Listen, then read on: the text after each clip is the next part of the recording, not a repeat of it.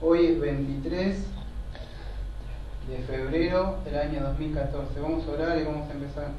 Amado Padre, estamos inclinados ante usted para estar orando. Venimos por medio de Cristo ante su presencia, guiado por su Santo Espíritu, porque en sí no sabemos cómo orar y pedimos la guía y la dirección de su Santo Espíritu para poder estar orando en el Espíritu y no en la carne. Le hacemos esta petición en nombre de Cristo, que nos esté guiando en este servicio de adoración pública, que podemos estar exaltando, podamos estar glorificando su santo nombre por medio de las Santas Escrituras, guiado por su Santo Espíritu, que acepte estos signos que entonamos hacia usted, que sea olor fragante ante sus oídos.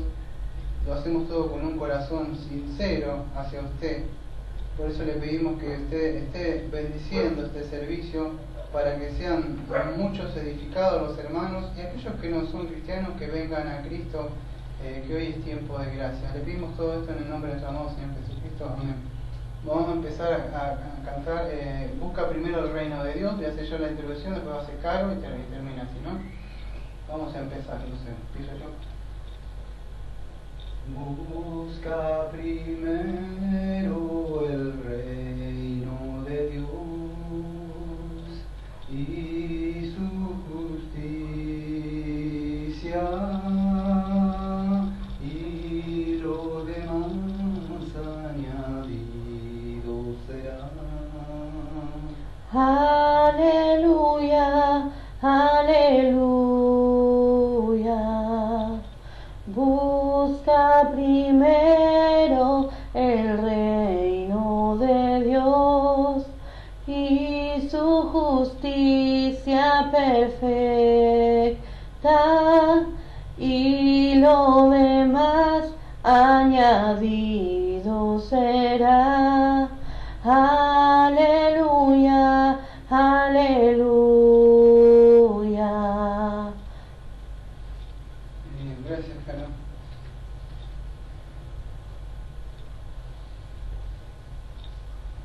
Hace un par de domingos atrás, exactamente, habíamos visto el libro de Jonás, después vimos Miqueas. Algunos creen que tendrían que estar unidos, o como algunos piensan que sería la parte 2. ¿Por qué decimos esto? Porque en el día de hoy vamos a ver, como Jehová dice, mía es la venganza, yo pagaré, dice el Señor, ¿no? ¿Qué sucede? Que ya han visto en el libro de Jonás, hablaba que había que hablar a Nínive, un arrepentimiento, ya lo vimos hace 2 domingos, y se arrepintieron. Algunos dicen, bueno, ¿cómo es posible que suceda esto? Que Dios vaya por medio del profeta Nahum, ¿no?, a decirle que le iba a destruir a esta ciudad de Asiria, ¿no? Pero ¿qué sucede? Lo que sucede es que, para que podamos entender, estos eran los hijos de esos padres que se habían arrepentido, ¿no? Entonces, Asiria era una nación poderosa, pero ¿qué sucede? Que ellos eran orgullosos también de lo que eran violentos. Ellos les gustaba hacer eso, robar y masacrar, no solo más robar, sino que se tenían placer en hacer estas cosas, ¿no? Y Dios profetizó por medio de Nahum, porque acá disienten algunos historiadores, comentaristas, exegetas, que Nahum no fue como Jonás a la ciudad de Nínive entrando a proclamar, sino que era una profecía, vamos a decir, de Nahum hacia ellos, ¿no? Pues ya Dios le ha mandado a Jonás. Así que de eso se trata el libro. Se trata, ¿no?, habla en sí de que Dios, el tema central, cuando decir, si no entienden todo el tema de lo que habla Nahum, el tema central es la destrucción de Nínive. Eso es la capital federal de Asiria. El tema de Nahum es ese. Todos los 3 capítulos son que Dios va a destruir a esta ciudad. En el capítulo 1 vamos a ver cómo Dios declara el juicio sobre esta ciudad de Nínive, y muestra también su bondad para su pueblo. Eso en el capítulo 1 que vamos a ver. En el capítulo 2 el profeta o nos muestra el libro la descripción del juicio sobre Nínive, cómo iba a ser eso, cómo iban a ser los acontecimientos, qué es lo que iba a pasar, de dónde iba a venir, quién iban a ser, qué iban a pasar con ellos ahí adentro. Y en el capítulo 3, las causas del juicio de Nínive. Dios iba a mandar ese juicio, pero Dios es justo y santo y iba a decir, viene, pero viene por esto. Y en el capítulo 3 muestra los pecados de por cuál viene el juicio de Dios. Entonces debemos estar atentos también para nosotros, porque hay consuelo. Nahum quiere decir, si él quiere poner el nombre a... Porque no lo dije cuando dije Jonás se me pasó que decía paloma, pero Nahum quiere decir consolador. Es raro, parece que dice consolador, porque no le lleva ningún consuelo a Nínive, ¿no? Pero en sí es consolador, es para su pueblo, porque esta gente en sí eran, vamos a decir, tienen que entender en esa época que los asirios eran, vamos a decir, una nación poderosa que estaban tomando todos los vamos a decir, naciones que iban alrededor. Se habían llevado a las 10 tribus, ¿no?, de Benjamín. Y estaba quedando en Israel ahora, ¿no?, Judá. Pero ¿qué sucede? Que ellos, ahora vamos a ver dentro de un rato, que ellos estaban temblando, porque ya en una parte media segunda de Reyes, ¿no?, para poder entender esto. Pero Jehová, por medio de Nahum, consolador, Paracleto, el Espíritu Santo, también podría ser en el día de hoy, nos trae consuelo, sabiendo que hay enemigos, hay gente que está en contra de estas iglesias que somos pequeñas, que proclamamos el juicio de Dios, la ira de Dios, la santidad de Dios, la venganza de Dios, pero también Dios es amor y misericordia, pero también proclamamos los otros atributos de Dios. Y no nos gustan porque estas iglesias decimos la verdad, trazamos como es, y eso no agrada mucho, ¿no? Entonces se levantan muchos ninivitas o muchos asirios en contra de estas iglesias que somos así, tratamos de predicar lo que dice todo el consejo de Dios, ¿no? Entonces también nos trae consuelo este libro a nosotros. Nahum es consuelo, ¿no? Eso es lo que quiere decir el nombre de él, o compasivo también, ¿no?, o consolador. Entonces vamos a abrir nuestras Biblias, o sea, en el libro de Nahum. Ya lo expliqué yo en el libro de Jonás, un poco de lo que era la ciudad de Nínive, pero para que puedan entender, ellos se gloriaban de esta ciudad, porque Nínive tenía una formidable sistema, o sea, que era largo. Ya tengo acá una fotito que le dije, le voy a mostrar otra vez, la tengo acá, se la quiere ver, que este largo rodeaba toda la ciudad, era todo así, un muro enorme hasta arriba. Entonces, ¿qué hacía? Que ellos tenían muchas torres, entre sí 15 portones principales, y lo que hacían es que ellos podían, vamos a decir, eran casi impenetrables. Y no solo eso, sino que cruzaban un río, o sea, que vamos a ver dentro de un rato, que era el río Tigris.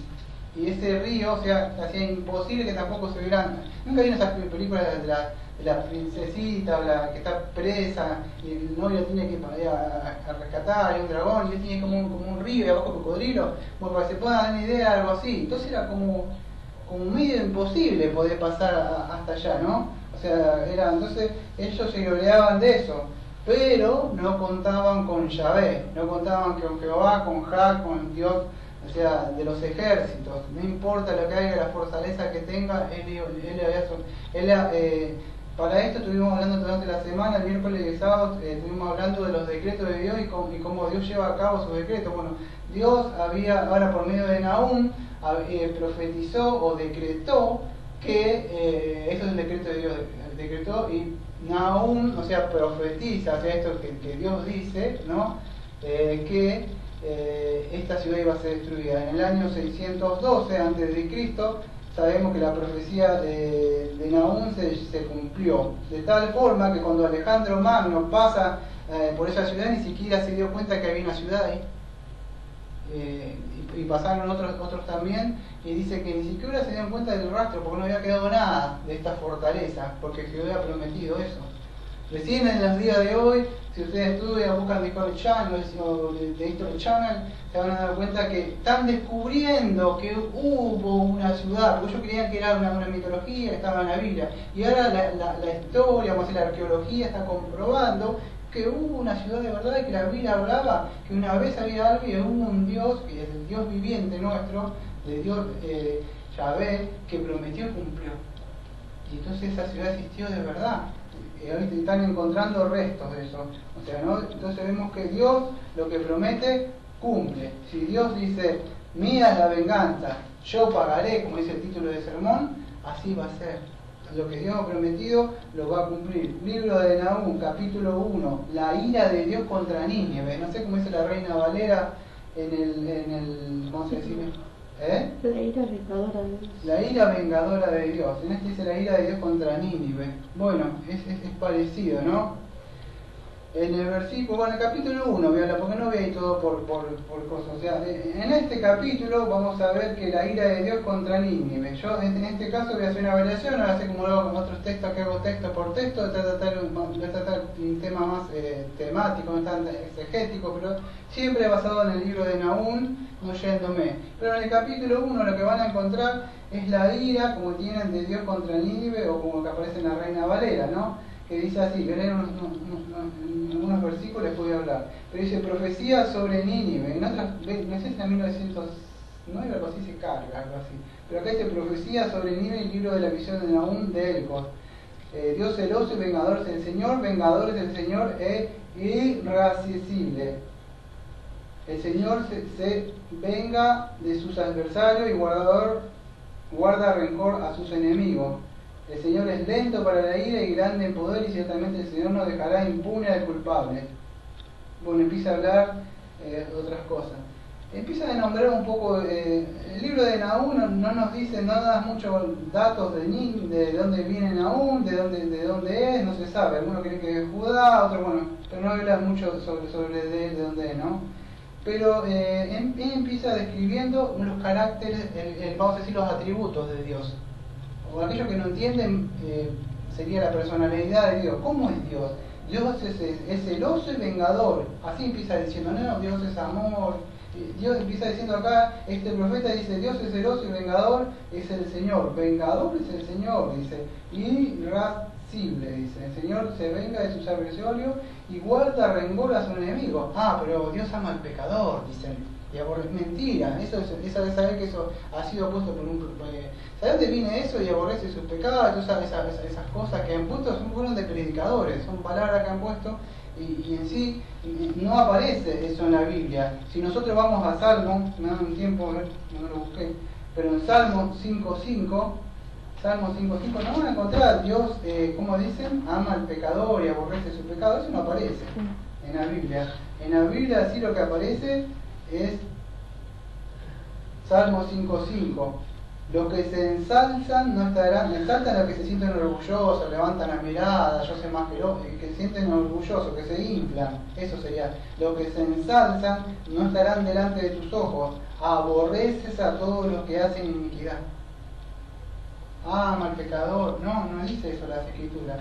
Salmo 7, hay dos salmos más, del 1 al 11, bueno, vamos a leer del 11, después voy a leer el 7 bien, pero el 11 dice así.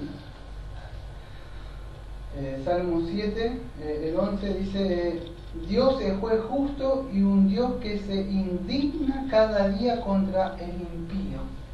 Dios está indignado, dice Romanos 18 que la ira de Dios está sobre el impío, aquel que refrena la verdad, ¿no? Dios está puesto, Dios está airado. Entonces, eso es lo que sucede. Acá vamos a explicar un poco del celo y la ira de Dios dentro de un ratito.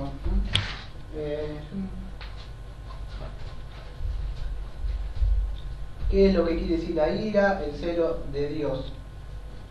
Entonces, el libro de Nahum nos muestra que Dios estaba airado y enojado con este pueblo, porque en sí sus padres se habían arrepentido de sus pecados. Pero ¿qué sucede? Los hijos en sí no se habían arrepentido de sus pecados. Por eso es que la salvación, quiero que, antes de seguir hablando de esto, quiero hablar un poco de un tema. Cuando hablamos de la salvación, o sea, de la salvación, estábamos hablando de los padres, se repitieron ¿con qué? Con el profeta Jonás. Pero después de 100 años pasados, ¿qué volvieron a hacer? Volvieron de nuevo a los suyos. Si leen a un 3, se van a dar cuenta que ellos volvieron, eran sanguinarios y otros pecados más que tenían, ¿no? ¿Qué sucede? Que muchos dicen, no, serás salvo tú y toda tu casa, y se confían los hijos, no educan a sus hijos en la palabra de Dios, y creen que porque ellos han sido salvos, no pasa nada, ¿no? Otros creen que bautizando a sus hijos forman parte de un pacto y ya son salvos. No se trata, la salvación es individual. Los hijos acá de Nínive estaban perdidos, y no es porque sus padres habían sido salvos y iban a ser salvos. Entonces, otros creen también que cuando dice que Jehová va a salvar a todo Israel, no es así. Dios tiene un pueblo escogido, un pueblo espiritual que va a salvar, entre muchos de ellos viene salvando, pero no es así, muchos se han perdido. Acá ven los hijos de acá, muchos Dios los iba a destruir. Cuando hablo de Israel no estoy diciendo que Dios no va a salvar, Dios tiene un plan con Israel, pero si muchos de ellos no se arrepienten y van a Cristo, no va a haber segunda oportunidad. Eso es lo que quería aclarar, ¿no? Dios sí sigue salvando a Israel, solo que como explicarle que no todos van a ser salvos. Creo que ya quedó entendido, no haya quedado mal, haya pensado que quise decir otra cosa, ¿no? Pero la salvación es individual, como dice Romanos 9, que dice, tendré misericordia de quien tendré misericordia, de quien quiere tendrá misericordia, ¿no? Entonces los hijos de Nínive se confiaron, porque debemos tener en cuenta que no es salvo tú y toda tu casa, o bautizar, porque bautizas a tus hijos, eso quiere decir que te va a salvar, o van a ser salvos, ¿no? Entonces,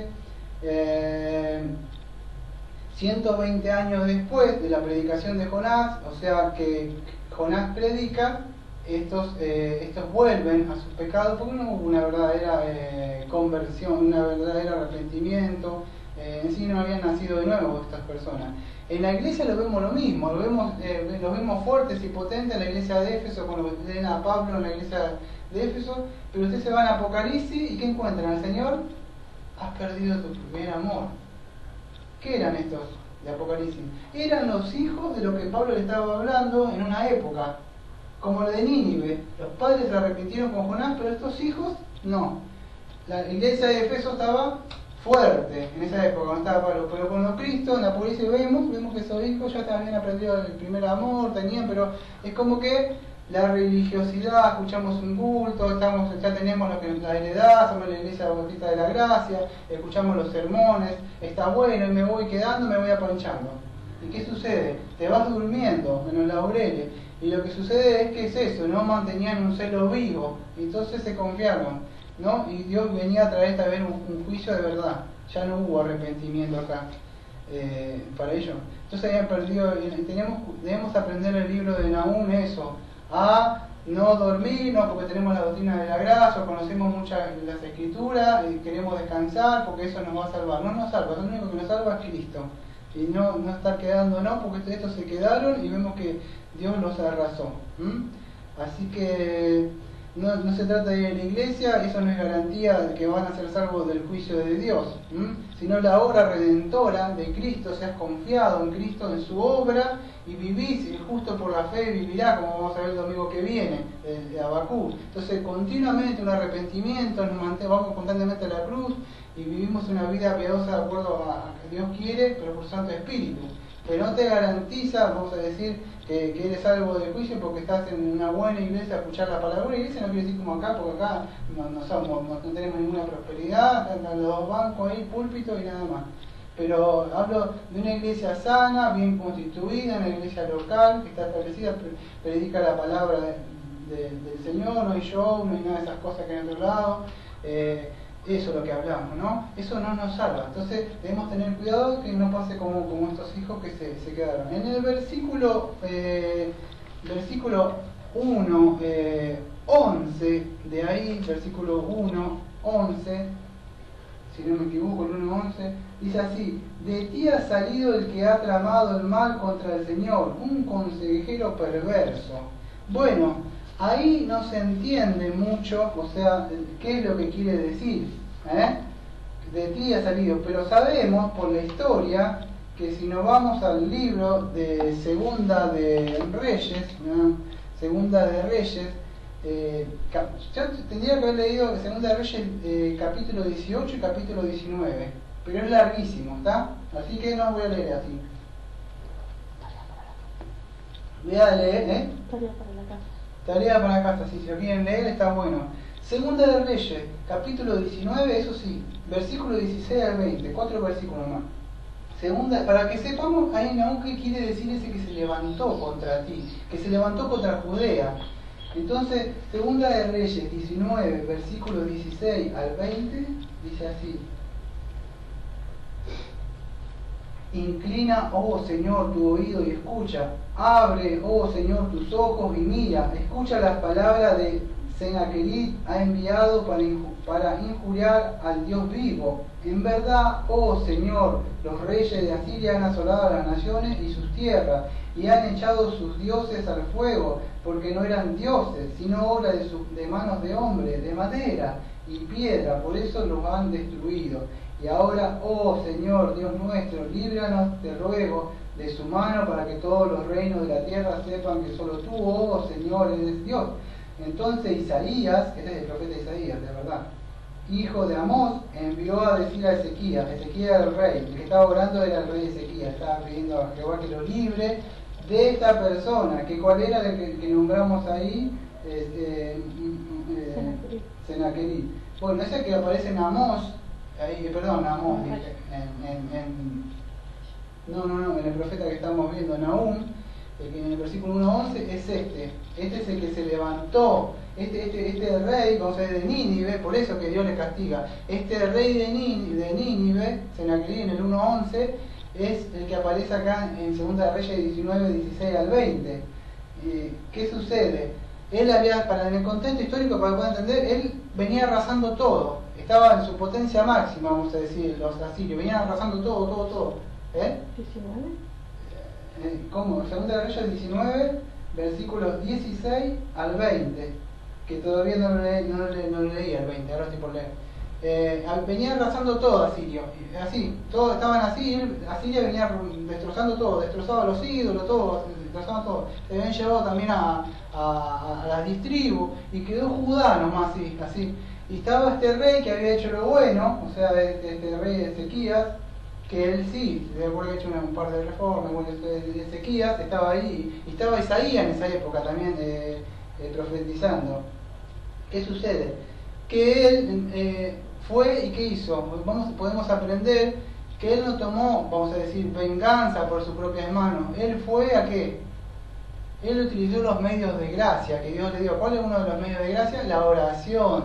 Entonces fue a consultar a Dios, sabía que Él era celoso, que Él es vengador, que Él cuida a su pueblo. Entonces dijo, sabía que venía arrasando todo y le faltaba a Él, porque ya habían situado, es como que tenga la iglesia acá y te hayan situado todo así, vamos a decir, todos los carismáticos acá, y están con sus cosas así, y vos no sabés dónde saliste y quieren matar. Entonces Él no sabía qué hacer, y quedaban ellos nada más como pueblo fiel. Entonces Él ora y va a pedirle que el consejo le piden a quién, al profeta, a ver qué dice la palabra de Dios en el día de hoy. ¿Qué podemos hacer? Me dice algo la persona, me voy, me vengo. Dice, vamos a consultar la Biblia. Bueno, en esa época no había, estaban los profetas y las escrituras, lo que dice la palabra. Y el profeta en el versículo 20 de 2 Reyes 19:20 le responde así. Entonces Isaías, hijo de Amós, envió a decir a Ezequías: así dice el Señor, Dios de Israel, lo que me has rogado acerca de Sennacherib, rey de Asiria, he escuchado, dice, ¿no? Bueno, y ahí vemos la profecía, lo que va a suceder con este rey, el asunto que Dios, mata a todos estos asirios. Se acuerda que le manda un ángel y mata 185.000 asirios, si no me equivoco, y Dios, ¡pum!, le manda un solo ángel de Jehová, 185.000, poner 185.000 personas acá en Mar del Plata. con un solo ángel, no lo que hace. Entonces, mirá cuando Cristo dijo que si venía todas las legiones de ángeles lo hubieran hecho, si lo hubieran librado al Señor. Solo un ángel hizo todo eso. Entonces vemos el poder que tiene. Entonces, ¿qué sucede? Mata, se yo no tengo tiempo de leer Segunda de Reyes 18 y 19, ¿no? Pero Segunda de Reyes 18 y todo 19, pero si lo leen acá van a encontrar que un ángel manda y matan a todos esos asirios que estaban ahí, ¿no? Y Dios los salva a ellos. Lo que más me llamó la atención, que en el capítulo, en el capítulo de Segunda de Reyes 19, sí estaba el capítulo 19, en el versículo 32 y 37, del 32 al 37. 32, vamos a leer el 32 al 37, dice así: por tanto, así dice el Señor acerca del rey de Asiria. Así, el rey de Asiria era de Nínive, acá se puede entender, ¿no? O sea, de la parte donde estaba de Nínive, eso, de Asiria. Él no entrará en esta ciudad, ni lanzará allí flecha alguna, tampoco vendrá delante de ella con escudo, ni levantará terraplén contra ella. Por el camino que vino, por él se volverá. No entrará en esta ciudad, declara el Señor, porque defenderé esta ciudad para salvarla, por amor a mí mismo y por amor a mi siervo David. Y aconteció que aquella misma noche salió el ángel del Señor e hirió a 185.000 en el campamento de los asirios. Cuando los demás se levantaron por la mañana, he aquí, todos eran cadáveres. Sennacherib, rey de Asiria, partió, regresó a su tierra y habitó en Nínive. Y aconteció que mientras él adoraba en la casa de su Dios, con minúscula, Nisroch, Adramelech y Sa-Elezer, lo mataron a espada y huyeron a la tierra de Arad. Y su hijo Ebsar Adón reinó en su lugar. Sus hijos, si pueden investigar más, lo habían matado. La muerte que tuvo este hombre, ¿no? El hombre que se atrevió a levantar, el hombre que yo conozco mucha gente que levanta el puño, y lo he escuchado yo, acá en el barrio, y le dice cosas a Dios. Algunos se atreven a decirlo, no me animo a decirlo, se atreven a decir de una forma injuriosa al Señor, le falta de repente diciendo el bar, así, como de la barba, le dicen, así le dicen. Eso es blasfemar contra Dios. Estar al lado de una persona así, el cristiano debe correr por la duda que caiga un juicio de Dios sobre esa persona. Alguien que se atreva a tomar el nombre de Dios en vano. Hasta es grave decir Diosito mío, cosas así como que si fuera, ¿qué hace, amiguito? No, es el Dios Santo, es nuestro Padre, pero es un respeto. Y Dios le mató. Mía la venganza, dice el Señor, con aquellos que se quieren levantar su mano contra mi pueblo, contra la iglesia. Dios está sentado ahí, hay un tiempo donde Él está establecido. Quizá ahora puede estar haciendo cosas, quizá puede estar insultándonos, haciendo cosas, pero Dios ha establecido un día en que va a juzgar a esas personas. No lo sabemos cómo, pero ya Dios lo ha dicho, que la venganza de Él. Lo que debemos aprender de este rey, que Él fue y utilizó los medios de gracia y oró. Como dice 1 Pedro 2.23, que Él no fue vituperado, insultado, y Él se encomendó a aquel que juzga justamente, quien es su Padre. Entonces, debemos ahí. Esto es fácil decirlo atrás del púlpito, a mí me cuesta un poco. Vivimos en un barrio donde todo es delincuencia, tiran tiro, como la otra vez que estamos teniendo el sermón, que mataron acá a la vuelta a un chico un cuchillazo por la moto, y cuesta un poco acá, porque si no te ven la cara así, medio como que ya te quieren, cuesta poco, o sea, acá en estos lugares no es tan fácil, no es como pastores que cobran sueldo y tienen sus iglesias en el centro y está todo bien ahí, ¿no? Acá estamos en un lugar que está bravo, acá, no hay persecución, pero hay delincuencia y cuesta mucho predicar desde nuestra casa. Entonces debemos orar que Dios nos proteja de estas cosas que suceden, ¿no? Y tratar de obrar como este rey que obró así, ¿no? O sea, por eso a veces es fácil traer un sermón, predicarlo, así dice Dios, pero en nuestra vida durante la semana debemos tratar de guardar la palabra de Dios y encomendarnos a Él, ¿no? Entonces es así como este rey termina, ¿no? O sea, de su vida, o sea que se atrevió a levantar contra Dios. vuelvo apurándome al libro de Nahum. Entonces, ¿qué sucede? En el capítulo 8, muchos no creen que se haya cumplido. Aquellos escépticos, vamos a decir, no creen. Pero hay, vamos a decir, historiadores, o sea, que cuentan, o sea, que el historiador Tresías, historiador griego del siglo V, él históricamente, o sea, estudiando y por libro comprobó que en Nahum 1.8, que voy a hablar ahora, que dice Nahum 1.8, dice así: pero con inundación desbordante pondrá fin a Nínive y perseguirá a sus enemigos aún en las tinieblas. ¿Cómo se cumplió en Nahum 1.8 esa profecía? Este historiador que nombré recién cuenta que el río Tigris se salió, vamos a decir, desbordado, arrancó la puerta de la ciudad de Nínive. Esta es la profecía de Nahum. Se llevó delante el palacio real, o sea, que tenían ellos. Sabía que estaba el río así alrededor, pero con eso Dios hace que se levante eso, como acá en Mar del Plata, pone que Dios quiere que ¡pum!, se levante y se venga el agua todo para acá donde estamos nosotros. Y Dios le había dicho que iba a suceder. Y bueno, eso sucedió. Dice que se llevó el palacio real y el ejército de Babilonia, o sea que ellos estaban, vamos a decir, Babilonia, para que puedan entender, Nínive es tomada por Babilonia, y se habían juntado otros más, y así como hacían ellos, así Dios les pagó. Ellos arrasaban otras ciudades, Nínive, vamos a decir, los asirios arrasaban, se robaban todo, y Dios dice: mira la venganza, yo le pagaré de acuerdo. Entonces, quizás vos le quieras pagar de una forma a una persona, quizás te quedás corto, ¿no? Dios dice: yo tengo más pago para él, vos todavía no le pagás lo que yo le quiero pagar. O por ahí te estás excediendo. Dios dice: no ese es el pago, es menos, te estás queriendo vengar en tu ira. Por eso la ira solamente es de Dios. No nos podemos enojar, airarnos así. Si nos airamos, enojamos, que no se ponga el sol sobre nuestro enojo. Entonces, vemos que así se cumplió la profecía de Nahum. Entonces, este pueblo de Babilonia, que había puesto asedio, como se decía, a esta ciudad, entró, la incendió, robó, hizo de todo. Eso como vamos a decir, como ellos hacían. Como hicieron al pueblo de Israel, así también le devolvió la moneda. Dios es justo y le paga de la misma forma. Entonces, eso es lo que sucede cuando estas personas no, vamos a decir, no obran conforme a Dios. Porque ellos no se tuvieron la oportunidad. ¿Cuántas veces le vaya a predicar a la persona y decir, le llevas un tratado, le decís Dios manda esto? Y no, yo siempre digo lo mismo y no me voy a cansar, se lo digo a mi esposa. Le digo, yo tengo miedo a veces de predicar a las personas, porque a veces le entrego un tratado y yo sé que las personas, la mayoría, el 100% lo rechaza, no lo quiere. Y yo sé, porque así le dice su palabra, que viene un juicio a esa persona. Automáticamente un juicio. Y si no, ya están bajo la ira de Dios. Se rían, no se rían, quieran, Dios ha establecido un día donde esas personas van al infierno y se van a quemar, como dice Lucas 16, que una vez que se despertó y empezó a gritar, la persona: ¡ay, ahora sí quiero!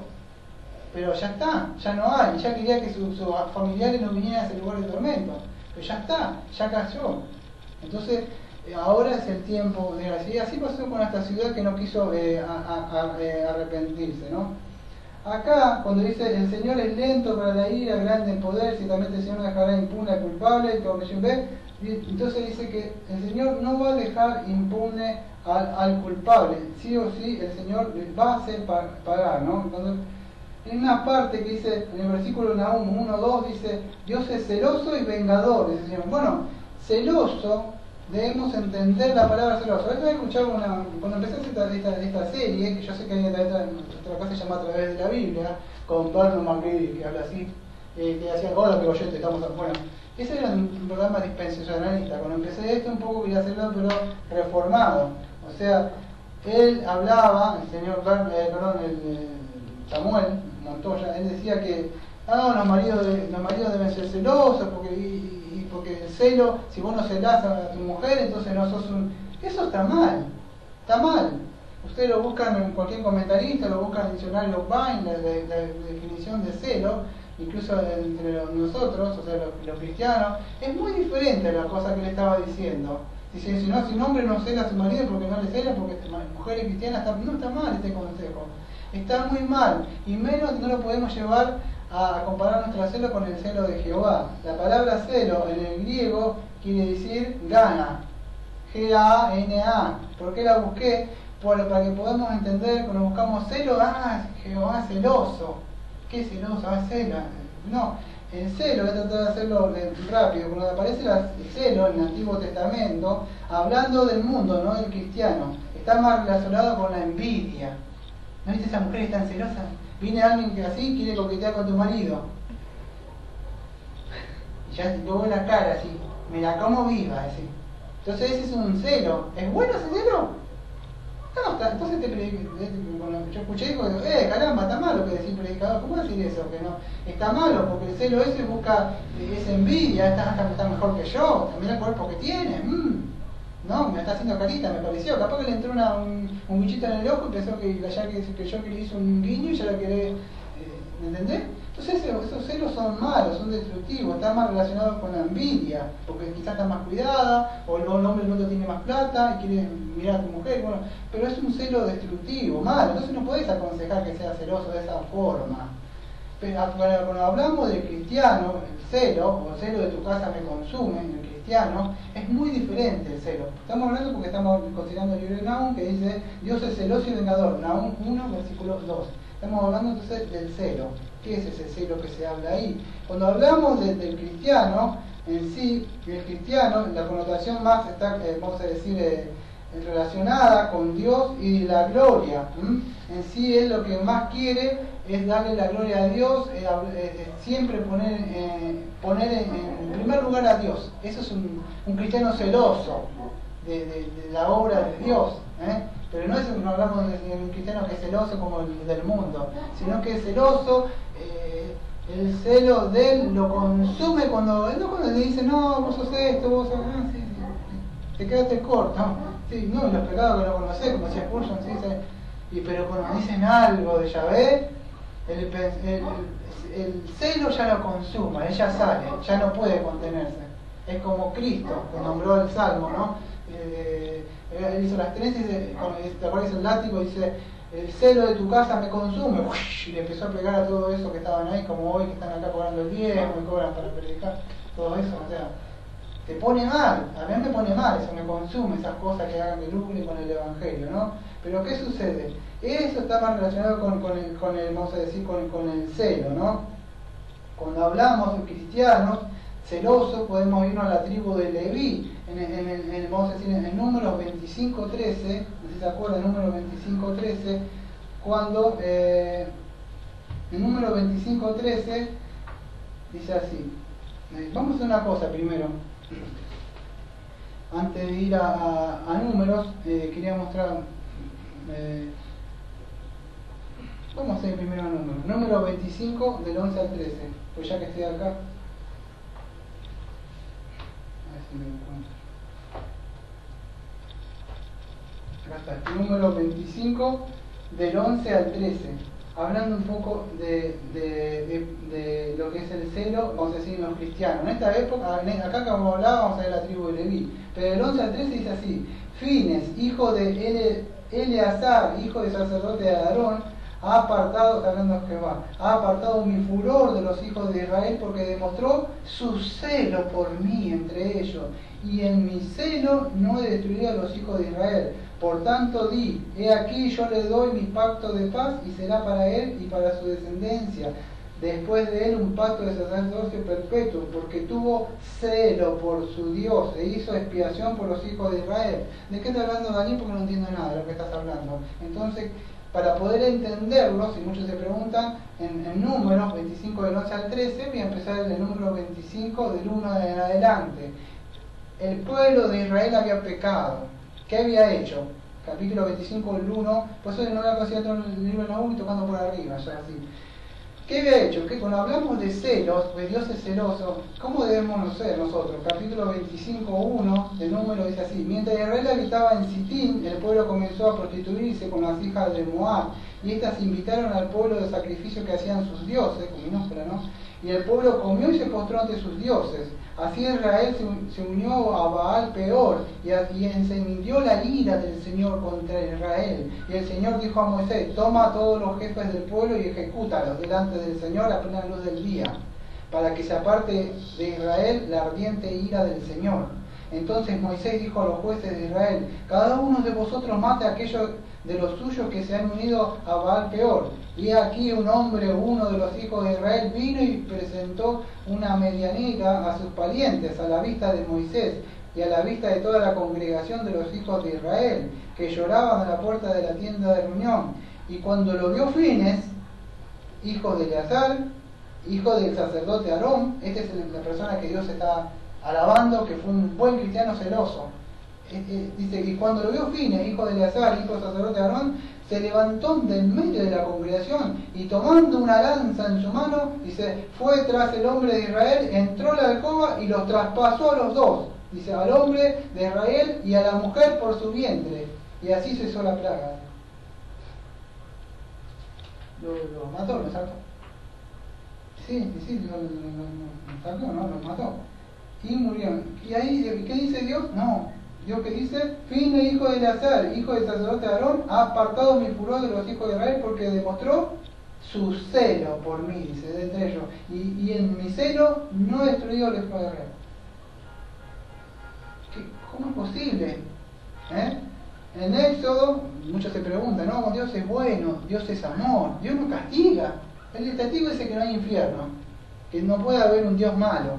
Éxodo 20, versículo 5, dice así: no los adorarás, está hablando de otros dioses, ni les servirás, porque yo, el Señor tu Dios, soy Dios celoso, que castigo la iniquidad de los padres sobre los hijos hasta la tercera y cuarta generación de que me aborrecen. Yo soy Dios celoso. Dios es un Dios celoso. Cuando vamos también a... tenía otro texto, a ver si me puedo acordar, en Éxodo 35, si no me equivoco, 6 y 7. A ver, 35 es 34 me parece que es. No, Éxodo 34 si me equivoco. Es así. Entonces Moisés quería ver la gloria de Dios. En el 6 en adelante, 34, 6 en adelante, dice así: entonces pasó el Señor por delante de él y proclamó: el Señor Dios compasivo y clemente, lento para la ira y abundante en misericordia y fidelidad, el que guarda misericordia a millares, el que perdona la iniquidad, la transgresión y el pecado, y el que no tendrá por inocente al culpable, el que castiga la iniquidad de los padres sobre los hijos y sobre los hijos de los hijos hasta la tercera y cuarta generación. Entonces vemos que Dios es misericordioso, es compasivo, pero Dios castiga el pecado. Cuando estamos hablando, o sea, en sí, cuando estábamos hablando recién del celo del Señor, o sea, cuando hablamos del celo, la palabra gana ahí en el hebreo, cuando habla de Yahvé, gana, o sea, que dice celoso, el término, o sea, que se está refiriendo ahí, es un atributo de Dios, también es celoso. Es un atributo, parte de la personalidad de Dios. Pero ¿de qué habla ese celo? Estoy enojado porque miraron a mi mujer o mi marido. No habla de un celo egoísta, un celo de envidia. No, Dios no es así. Cuando hablamos del celo de Dios, es de su justicia y de su santidad, puesto que Él es el único Dios, ¿no?, que hay, y Él estableció que Él era solamente el único objeto de adoración, como vimos en Éxodo 25. Entonces, su creación, o sea, lo que Él ha creado, Él le ha mandado que le adoren solamente a Él. Y entonces ese celo está relacionado con su santidad y su justicia, y Él no tolera el pecado. Podemos entender aún ahora con ese Él es celoso. No habla de un celo así como de que dicen, soy celoso, porque no. El celo, entonces, que aparece en Nahum 1:2, y vengador, es que Él va a pagarle a cada uno de acuerdo a su pecado, de acuerdo a su iniquidad. Ese es el celo de Jehová. Ese es el celo de que está hablando ahí en la palabra. Deuteronomio 4:24 dice: porque el Señor, vuestro Dios, es fuego consumidor, un Dios celoso. Fuego consumidor. Entonces Dios ha establecido que un día va a pagar, ¿no? Y de eso es lo que está hablando, ¿no? Cuando habla de celoso, está hablando de su santidad, de su santo gobierno que él está gobernando, está reinando ahora sobre gobernando el mundo. Más allá que ha puesto, vamos a decir, presidente, todo eso, pero él sigue gobernando, pone y quita reyes, dice quién tiene su mano, dice Daniel. Entonces esos reyes que están incluso son puestos por Dios. ¿Se puede llegar a entender entonces esto? Cuando habla del celo de Dios y cuando habla de la venganza, que dice mía la venganza, es cuando él va a llevar a cabo su santo justo juicio, pero no porque venganza, que me dijeron algo y dicen, me vengo ahora, vas a ver, la que me hiciste, ¿o cuánto me hiciste? No me acuerdo, ya me olvidé, pero me decía, ¿cómo me hiciste? No, ya ni me acuerdo de esa frase del mundo, pero decía, vos me hiciste una, yo te pago 10, algo así, vos le querías pagar más todavía de lo que te hicieron, o te querías pagar más, algo así, no me acuerdo. Pero la venganza de Dios no es como la venganza de que alguien te hace algo, un vecino, y vos te querés vengar. La venganza de Dios es muy diferente. La venganza de Dios también está relacionada con el juicio de Dios. Dios aborrece el pecado, por lo tanto que envió a su Hijo amado, que murió en la cruz y sobre él que fueron cargados nuestros pecados. ¿Ves? Entonces está relacionado con eso, con la justicia, la santidad de Dios. Entonces, ¿por qué vengador? Porque tiene que pagarle a cada uno de acuerdo a lo que ha hecho. ¿Se puede llegar a entender todo esto que estoy hablando? Sí. En Romanos 3, versículo 18. Bueno, vamos a hacer una cosa, voy a cambiar en Nahum 2 porque yo no estoy tocando en Nahum, estoy yendo por arriba, pero en Nahum 2, para antes de seguir hablando, en Nahum 2 van a poder ver la descripción del juicio sobre Nínive. ¿Qué es esto? En Nahum 2, ahí vimos un poco en Nahum 1 los atributos de Dios, por qué hace todo esto Dios, por qué es porque Dios está irado con el pecado, ya palabra en potra, capítulo 1. Pero en el capítulo 2, el ataque contra Nínive, Nahum nos explica el juicio sobre Nínive, cómo iban a pasar las cosas, cómo iban a suceder, para que cuando suceda, diga, Jehová, Yahvé, lo había establecido de antemano, Él lo había decretado y lo había llevado a cabo por medio de su providencia. La providencia de Dios ya lo vimos, los decretos de Dios, cómo lleva a cabo sus decretos, ya lo vimos estos días. Entonces, como Dios lo ordena y después utiliza medios secundarios para llevarlo a cabo, sin forzar su conciencia, ni su voluntad, ni su libre albedrío, sino utilizando lo mismo que hay en ellos, su maldad. Utilizó a estas personas babilónicas que eran malos, sanguinarios también, para poder castigar a estas personas, ¿no? Y así lleva. Y entonces, en el capítulo 2, si ustedes lo han leído, van a encontrar, el destructor ha subido contra ti, monta guardia de la fortaleza. Bueno, en una parte le está describiendo todas las cosas que iba a hacer esa gente que iba a entrar. El destructor ha subido contra ti, eran estos babilónicos, en Nahum 2.1. Que iban a subir contra Nínive, ¿no? Monta guardia de la fortaleza y vigila el camino. Nínive ha sido rodeado por los otros que eran los babilónicos, eso de Nabucodonosor, eso. Se peleaban en esa época, había guerra, así se peleaban, así entonces, como países, entonces lo habían rodeado a ellos y le estaba diciendo yo le voy a pagar, y Dios le iba a pagar así. Ya dijimos, después que en Nahum 1.8 se cumple que se levantan algo como Dios dijo, rompen y estos aprovecharon y entraron.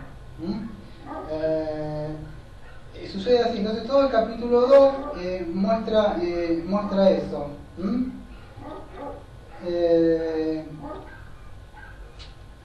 Voy a seguir hablando un poquito más de esto, porque esto si no da muchas cosas que tendría que explicar acá que habla de Nahum, pero me gustaría hablar un poquito más sobre esto.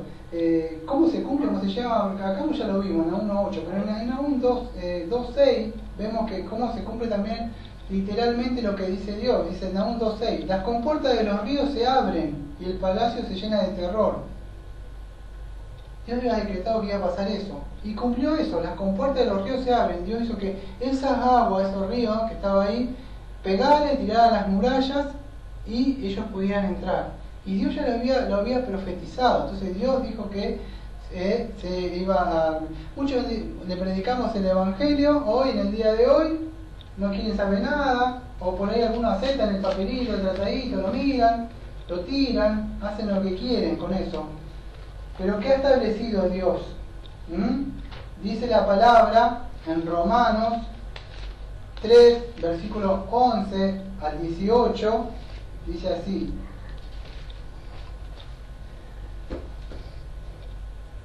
Empiezo del 10. Como está escrito, no hay un justo ni uno, no hay quien entienda, no hay quien busque a Dios, todos se han desviado, aún se hicieron inútiles, no hay quien haga lo bueno, no hay quien siquiera uno. Sepulcro abierto de su garganta, engañan de continuo con su lengua, veneno de serpiente y bajo de sus labios, llena está su boca de maldición y amargura, sus pies son veloces para derramar sangre, destrucción y miseria en su camino, no han conocido la senda de la paz, no hay temor de Dios delante de sus ojos.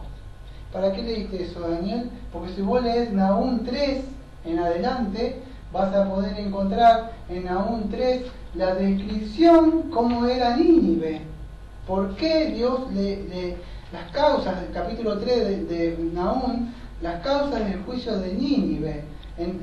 Leemos, dice, ruina total de Nínive. Nahum 3, versículo 1. ¡Ay de la ciudad sanguinaria, toda llena de mentira y de pillaje, que nunca cesa en su rapiña! Chasquido de látigo, ruido de crujir de rueda, galopar de caballos, saltar de carros, cargo de caballería, flamear de espada. Y sigue describiendo, ¿no? O sea, cómo era esta ciudad. En el 4.3.4 dice, todo por las muchas prostituciones de la ramera, la encantadora, la maestra de hechizo, que seduce a las naciones con sus prostituciones, medio parecido a Apocalipsis 18.3, cuando habla vamos a decir, que engañan a las naciones, ¿no? Dice que Dios destruiría también esto, ¿no? Y Nínive también era conocida por eso, por las prostituciones, de la encantadora de hechizo, era sanguinaria, robaba, dice, llena de mentiras. Venía en juicio también por mentira, aquellos que son mentirosos, pillaje, rapiña, rameras, todo eso. Esa es la descripción. Dios trajo un juicio. En el 3 podemos ver que las causas de por qué vino un juicio de Dios. ¿Por qué castiga a Dios? ¿Me podés decir por qué venía un juicio? Ahí está. ¿Por qué? Pero ¿qué pasó? Vamos a decir, ellos tuvieron la oportunidad, vamos a decir, de arrepentirse. Hay personas que vos les has entregado un tratado, le has hablado del Señor Jesucristo, que estás mal ante Dios. No que Dios te quiere prosperar, que te quiere, no, estás mal ante Dios. Dios, después que mueras, dice que vas a ir al infierno, porque estás mal. ¿Por qué? La ley de Dios dice que tú con tu vida le has ofendido, has nacido pecador, debes decir, no quieres saber nada, sí, o te escuchan para no echarte. Porque te hacen cara así, porque cuando terminás de hablar, así ya me tengo que irme. No les importa. Pero ¿qué sucede? Vemos acá en la Biblia que Dios cumplió todo esto. Fíjate en Romanos 2, versículo 5 al 8, Romanos 2, 5 al 8, lo que dice Dios. Mas por causa de tu terquedad y de tu corazón no arrepentido, como no se arrepintió Nínive, por causa de tu terquedad, Romanos 2.5, por causa de tu terquedad y de tu corazón no arrepentido, estás acumulando ira para ti en el día de la ira y de la revelación del justo juicio de Dios, Romanos 2.6, el cual pagará a cada uno conforme a sus obras, Romanos 2.7, a los que por la perseverancia en hacer el bien buscan la gloria, honor y la inmortalidad y vida eterna, Romanos 2.8, pero a los que son ambiciosos y no obedecen a la verdad, sino que obedecen a la injusticia, ira e indignación, habrá tribulación y angustia para todos. No pasa nada. Romanos 2, versículo 5 al 8. Dios dice que yo les voy a pagar a cada uno. Aquellos que se preocupan por su bienestar, aquellos que se preocupan por esta vida, pero no me buscan a mí, Dios dice, la ira de Dios, o sea, ya está, no es que la ira de Dios va a venir, la ira de Dios ya está en Romanos 1.18 también. Romanos 1.18 dice, porque la ira de Dios se revela desde el cielo contra toda impiedad y injusticia de los hombres que con injusticia restringe la verdad. Y sabemos que ellos, si conocen el libro de Romanos, estudiado el libro de Romanos, saben que esas personas ya conocían, solamente que no quieren glorificar. ¿Qué prefieren glorificar? A un santito, a un gordito, a cualquier cosa. ¿Por qué? Porque esos dioses no te dicen, no te demandan nada. Dios, el Dios verdadero, te demanda arrepentimiento, fe, y todo eso son regalos de Él, pero debes después que alguien te ha predicado, escuchado decir, ¿qué debo hacer para ser salvo? Ve a Cristo, pide perdón, humíllate a Él, pide que tenga misericordia de ti. Quizá tenga misericordia de ti, como decía los padres de los ninivitas, no estos hijos de ninivitas, sino los padres decían, ¿qué decía el rey? Quizá Dios tenga misericordia de nosotros. Dice, ellos se arrepintieron, se afligieron, tuvieron un arrepentimiento de verdad. ¿Y qué dijo Jesucristo cuando nombró a Jonás? Que esos ninivitas se iban a levantar en el juicio contra ustedes, judíos. Pero estos hijos no, estos es para juicio. ¿Ves? Entonces la salvación no es que, soy hijo del pastor, no te salva. Tiene que ser, vos tenés que ir a Cristo personalmente, no tenés que ir a ninguna congregación, debes nacer de nuevo, Nicodemo, para que pase esto. Y eso es lo que sucede, pasó con Juan 3, 18 y 19, muchos creen que la ira de Dios va a venir, pero Juan 3, 18 y 19 dice así: el que cree en Él no es condenado, pero el que no cree ya ha sido condenado, porque no ha creído en el nombre del unigénito Hijo de Dios. Y este es el juicio, que la luz vino al mundo y los hombres amaron más las tinieblas que la luz, pues sus acciones eran malas.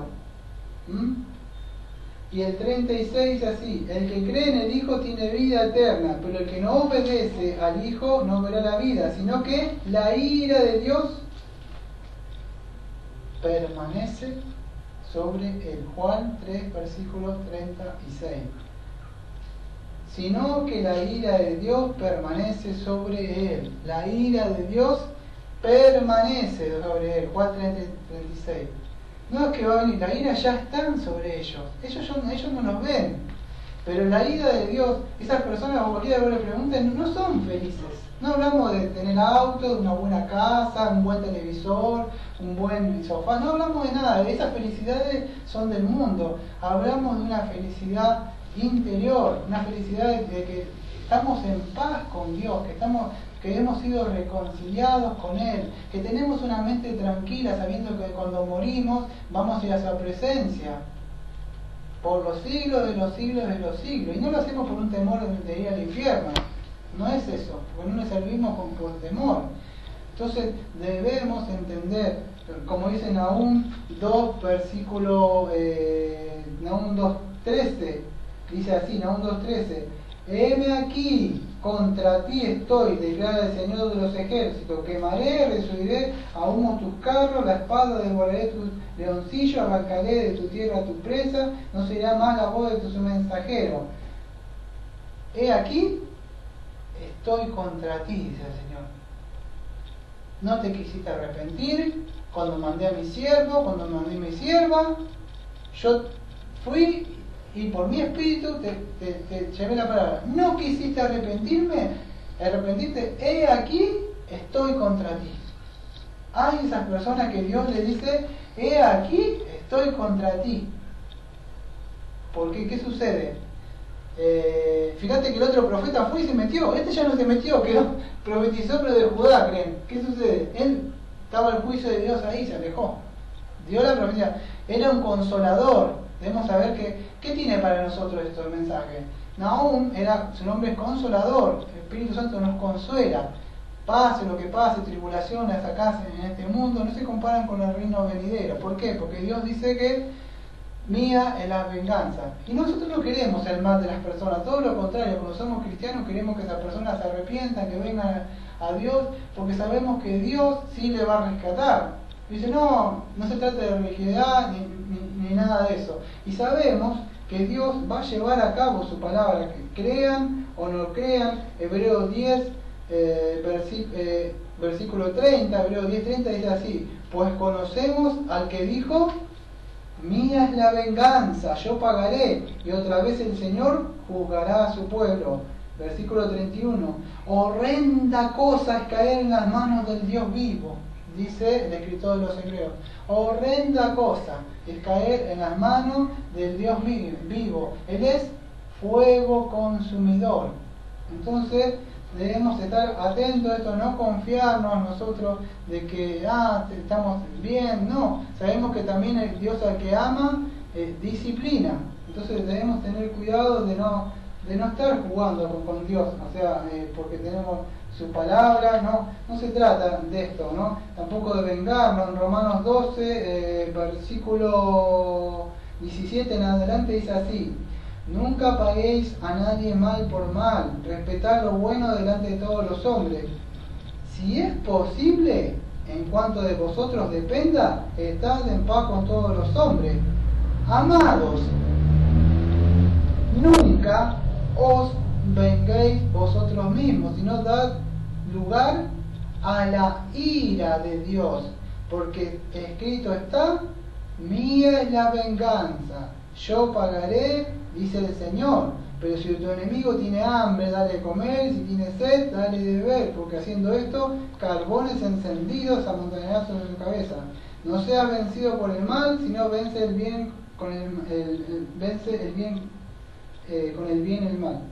Entonces, ¿qué sucede? Mía es la venganza. Este rey, que había sido, ya estaba a punto de ser tomado, va a consulta a Isaías, y él confía ahora, y confía de que Dios le iba a librar de esta situación de la que estés pasando. Dios dice, aunque no podamos entender y nos estén rodeando, como dice el Salmo 27, si no me equivoco, lo tenía que hablar, pero si no me equivoco es el Salmo 27 que David está nombrando. No lo anoté, pero Salmo 27. El Señor es mi luz y mi salvación. ¿A quién temeré? El Señor es la fortaleza de mi vida. ¿De quién tendré temor? Cuando los malhechores vinieron sobre mí para devorar mis carnes, ellos, mis adversarios, mis enemigos, tropezaron y cayeron. Aunque un ejército acampe contra mí, como este rey que había atrapado todos los vivientes y lo estaban por tomar a él, ¿él qué hizo? Él confió en Jehová. No temerá mi corazón, aunque mi contra se levante guerra, a pesar de ello estaré confiado. Una cosa he pedido al Señor y esa buscaré, que habite yo en la casa del Señor todos los días de mi vida, para contemplar la hermosura del Señor y para meditar en su templo. A pesar de todos los problemas, a pesar de todas las cosas, él quería reunirse, él quería ir a la iglesia, por decirlo el día de hoy. A pesar de que tenga problemas durante la semana, por más que estén todos esos problemas, dice, yo seguiré confiando. Una solamente cosa es habitar con el Señor, en el día del Señor. Entonces debemos poner siempre a Dios en primer lugar, porque Dios es celoso. Si vos sabés que buscá primero a Dios, busca primero el reino de Dios, y después las demás cosas serán añadidas, porque confiaste en Yahvé. Muchos dicen, ¿se irá a cumplir esto? Yo creo que no, que es un libro solamente de historia, un cuento. Si vamos a segunda de Pedro,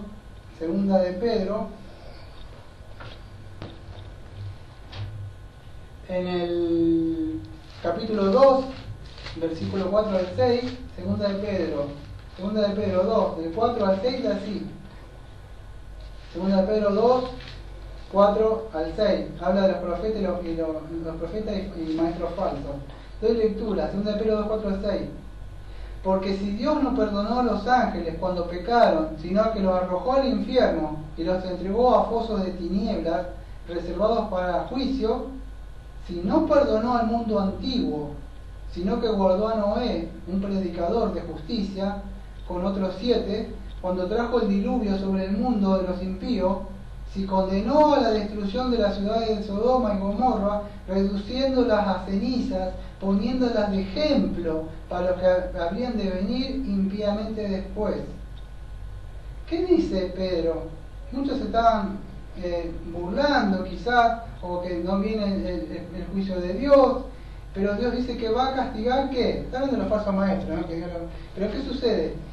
Está diciendo que Dios, así como estamos viendo que castigó a Nínive porque dijo que se arrepintieran, ¿qué sucede? Yo ya había castigado otras cosas. ¿Cuándo? ¿Qué nombra Pedro? Dice que al mundo antiguo, cuando nombra a Noé, cuando dijo que iba a venir un diluvio, ¿qué hizo? Vino un diluvio. Fue salvo por fe, Noé confió. Ya vemos, vamos a decir, están nombrando hacia el arca, que es Cristo, que debemos seguir, ¿no? Pero ¿qué sucede? Fue salvo, o sea, ¿pero qué sucede? Porque él creyó. Noé, sí, hasta un arca traemos un juicio. Entra en Cristo en el arca, vino un juicio. Sí, creyó, por fe, fue salvo. Pero lo otro que, Los fines de semana, escuchar música, tomar mucho licor, a divertirse, que no pasa nada. Viene un juicio. Dios ha establecido, no importa cuándo, si te morís o cuando venga Él, que después de la muerte va a juicio. Noé creyó, fue salvo él, su mujer y todos sus hijos. La era prediluviana. Entonces, ¿qué sucede? Fueron salvos y cumplió Dios la palabra, como dijo que iba a pasar con Nínive y la destruyó. Condenó a la ciudad de Sodoma y Gomorra, los homosexuales que tenían que tener relaciones con estos ángeles, estaban ahí, ¿te acuerdas? Dios los destruye. Ahí muere también ¿quién? La mujer de Lot, que mira hacia atrás las cosas del mundo. Quedó como, por ejemplo, nosotros, como dice el profesor de Peregrino, ahí como sal, por mis cosas. Quedó ahí. Pero ¿qué sucede? Cada vez que dijo, aquí traigo un juicio sobre esta gente impía, que le mandé que se arrepienta, y no se quiere arrepentir, este país que sigue con lo mismo, esta familia, estos amigos, estos familiares que yo les mandé, y no quieren saber, aquí voy a tener un juicio, dice Dios, y cumple. Ahora, dentro de un año, después de que mueran, sea como sea, Dios va a cumplir. Entonces cumplió con Sodoma y Gomorra como también con Nínive, y puso un juicio sobre todas esas personas, ¿no? Para ir terminando, en Apocalipsis 20, versículo del 11 al 15,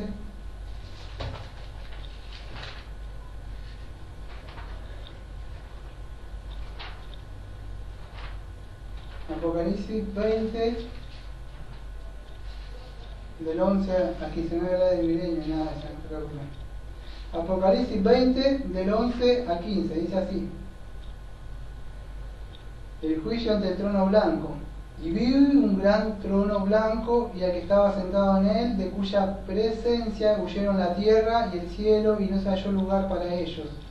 Y vi a los muertos grandes y pequeños de pie delante del trono, y el libro fue abierto, que es el libro de la vida, y los muertos fueron juzgados por lo que estaban escritos en los libros, según sus obras.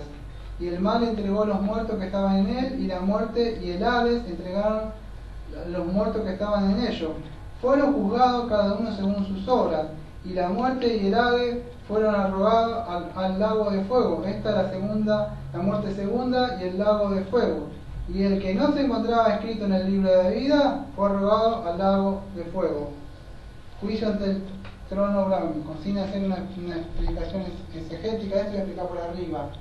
Dios establecido un día, a sonar de la trompeta, cuando venga, se levantan todos.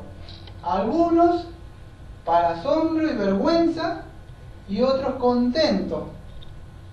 Los cristianos se van a levantar contentos porque el espíritu está, el espíritu viene y con el cuerpo de nuevo.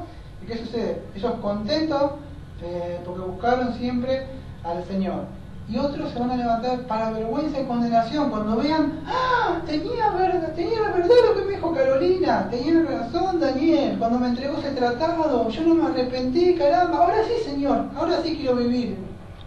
No, al fuego eterno. ¿Se encuentra en el libro? No, Señor, echarlo al fuego. Andé crujir, gusano, por los siglos de los siglos de los siglos, donde el tormento no para. Siempre están ahí. Nunca van a acabar. Oh, Dios es malo, dice el testigo. No es así. Dios le está dando en este momento que se estén arrepintiendo. Por eso es la necesidad, que siempre digo como predicador, la necesidad de predicar el verdadero evangelio. No es el verdadero like, que aceptar a Cristo, Dios te va... No, el verdadero. Huir, ser salvo. ¿Salvo de qué tengo que ser? De la ira. Progreso de peregrino. ¿De qué voy a ver? De la ciudad de la ira, yo decía Bunchan. Sabía que había un juicio. Y él quería ir a la cruz. Entonces debemos entender eso. Eso es más o menos por arriba lo que quería mostrar por el libro de Nahum. Que en sí Dios cumplió, iba a cumplir, se me perdió Nahum. Miqueas, que debe estar acá, ¿no? Lo que Dios dijo que iba a cumplir.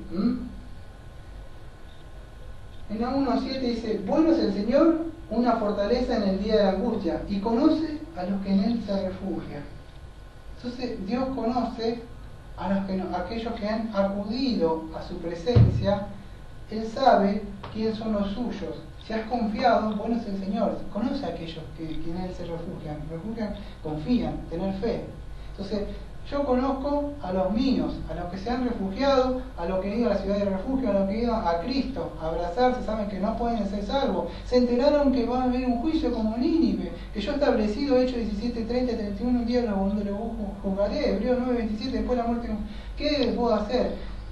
Yo conozco a aquellos que con un corazón contrito han venido, han clamado a mí, han pedido misericordia, déjenme entrar al reino celestial, porque esta ciudad donde yo estoy, la ciudad de la destrucción, sé que viene un juicio. A esos conoce y Él le ha abierto. ¿Por dónde quiere entrar? Por la puerta, por el Señor Jesucristo. Esa es la puerta. Aquellos han entrado por la puerta que es angosta, se han agachado. ¿Por qué agachado? Porque se han humillado, no han levantado así con la cabeza. Entran así, humillándose, avergonzados de que le han ofendido. Yo conozco los míos, dice. Entonces, espero que podamos aprender esto, no solo para nosotros, para que seamos agradecidos, porque Él nos consuela, que nos ha salvado. Quizás siempre digo lo mismo, quizás no lo podemos ver ahora porque vivimos por fe. Lo creíste por fe, pero no lo podés ver. Muy diferente va a ser cuando en un momento suene la trompeta y yo no sé cómo va a ser, pero tanto vos y yo le veamos. Yo no lo sé cómo va a ser, cómo será, porque yo no me imagino a Él como aparece Apocalipsis, resplandeciente, no lo sé.